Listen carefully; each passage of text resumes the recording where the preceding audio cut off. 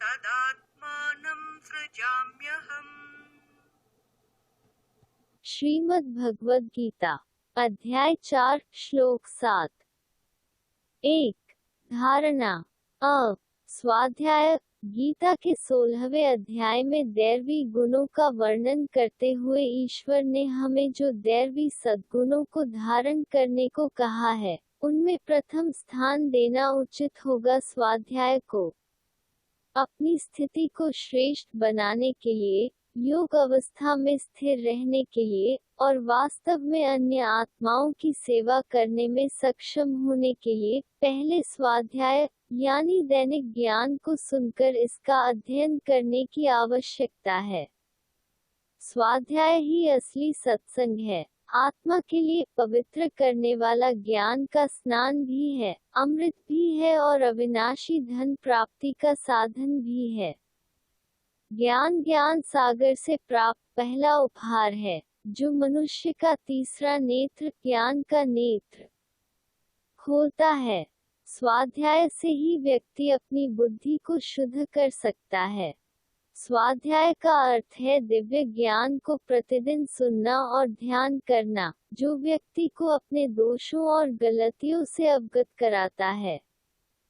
जैसे मोटा पत्थर पानी की लहरों से बार बार टकराकर शालिग्राम बन जाता है, या मूर्तिकार के हथौड़े और छेनी के बार बार वार को सहकर पत्थर की पूज्य मूर्ति बन जाता है, उसी तरह ज्ञान का लगातार अध्ययन व्यक्ति के आचरण को ज्ञाननिष्ठ बनाता है। प्रतिदिन ज्ञान का अध्ययन करना बहुत जरूरी है। योगी बनने के लिए प्रतिदिन ज्ञान सुनना भी आवश्यक है। यदि योग की तुलना दीपक की बाती से की जाती है, तो ज्ञान या स्वाध्याय को उस दीपक में रखा घी कहा जा सकता है। पवित्रता या सत्व संशुद्धि। स्वाध्याय का सबसे अच्छा फल पवित्रता है। यह है दिव्य पुष्पों की सुगंध।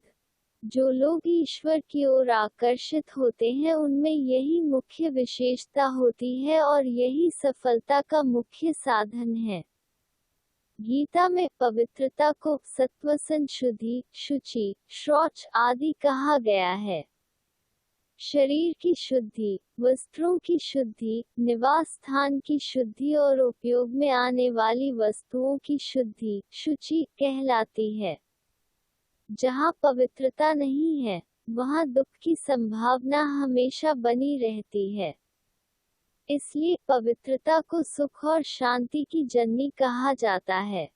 इसमें भी मन और बुद्धि की पवित्रता का बहुत महत्व है, क्योंकि इनकी अशुद्धता के कारण ही व्यक्ति की स्मृति, दृष्टि, वृत्ति और कर्म अशुद्ध हो जाते हैं। अतः शुद्ध विचार ही सही अर्थों में मन में सदा शुद्ध विचार उत्पन्न करना और बुद्धि में सदा पवित्रता का भाव रखना है। लेकिन इन सब के बावजूद हम कह सकते हैं कि वास्तविक सत्व संशुद्धि तभी होती है जब मनुष्य का स्वभाव या उसके संस्कार शुद्ध होते हैं और वह स्वयं शुद्ध हो जाता है। ज्ञान योग प्रणाली। यह ध्यान रखना आवश्यक है कि व्यक्ति जीवन में पूर्ण पवित्रता तभी प्राप्त कर सकता है जब उसकी बुद्धि ज्ञानी हो और उसका मन योग के आनंद में हो और उसकी स्थिति दोनों में अच्छी हो। ज्ञान योग पद्धति वाला व्यक्ति ही योग का पूर्ण आनंद ले सकता है, और वह महान कार्य करने में भी कुशल है, क्योंकि उसका मन चंचल नहीं है, उसकी बुद्धि बिखरी नहीं है, उसके विचार अनिश्चित नहीं हैं, उसकी सारी समस्याएं खत्म हो गई हैं, और उसकी मानसिक ग्रंथियों और संस्कारों की गांठें ढीली हो जाती हैं। इसलिए वह जो करता है उसमें कोई दिखावा नहीं है और उसके पीछे कोई दड़पण नहीं है। वह केवल लोगों के कल्याण के लिए, दैवीय आज्ञाओं के पालन के लिए और आत्मा के उत्थान के लिए ऐसा करता है। अतः ज्ञान योग व्यवस्थी मनुष्य के समस्त क्रियाकलापों को प्रभावित करती है और यदि यह अवस्था बनी रहे तो मनुष्य की समस्त चेतना को ऊर्ध्व एवं दिव्य बना देती है।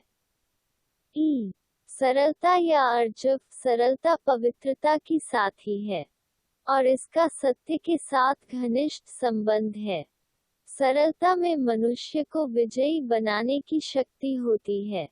सरल स्वभाव के बिना मनुष्य न तो योग को प्राप्त कर सकता है और न ही ज्ञान के रंग को प्राप्त कर सकता है, न ही उसमें दैवी गुणों की पवित्रता आ सकती है।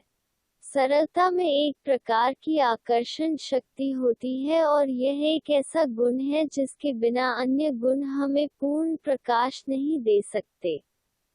सरलता ही मनुष्य को अनेक पापों से बचा सकती है और कई अन्य गुणों को बढ़ाता है।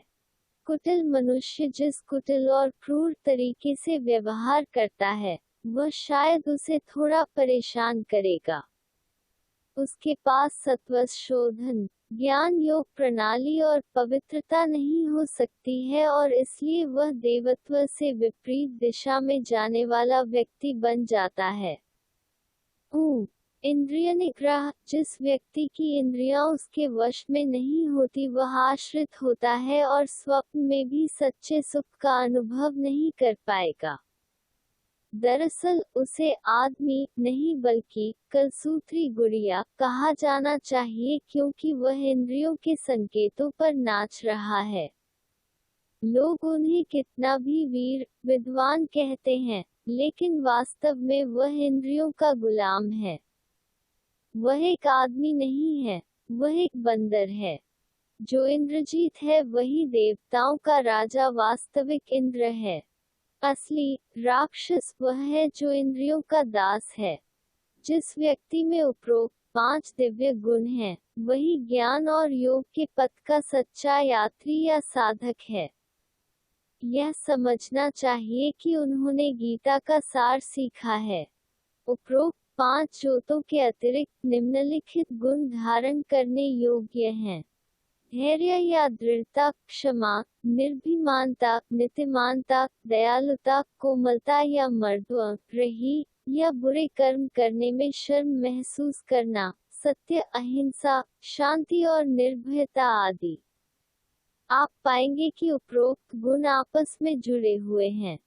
उदाहरण के लिए, शांति जैसे दैवीय गुण केवल उन्हीं में हो सकते हैं जिनमें निर्भयता, क्षमा, दया, कोमलता, अहिंसा और दृढ़ता हो। फिर जो बुरे कर्म करने में लज्जित होता है, उसमें कोमलता, सच्चाई, अहिंसा आदि के गुण होंगे या होंगे। अनेक गुणों को धारण करना है, लेकिन अब हम इस विषय को उठाएंगे और गीता के 16वें अध्याय में वर्णित तेज नामक गुण का उल्लेख करेंगे। अध्याय 16 श्लोक 3। यह भी एक महत्वपूर्ण बिंदु है, अर्थात कोई भी कार्य तेज, पूरे जोश, प्रेम और सात्विक भाव से करना चाहिए। लेकिन तेज वही हो सकता है जो अपनी शक्तियों का संचय करे, अर्थात जो व्यर्थ संकल्प और संघर्ष से मन को कमजोर न करे, अपनी वाणी को व्यर्थ न करे और अपने तन और मन को ईर्ष्या, द्वेष से कमजोर न करे, घृणा या वासना। इसलिए मनुष्य को चाहिए कि वह स्वयं को प्रकाश के समान हल्का और शक्तिशाली बनाकर जोश, शक्ति और अलौकिक शक्ति से कार्य करे। 2. त्याग। हमने पीछे कहा है कि 4 मुख्य शीर्षकों के तहत महान गुणों का उल्लेख किया जा सकता है।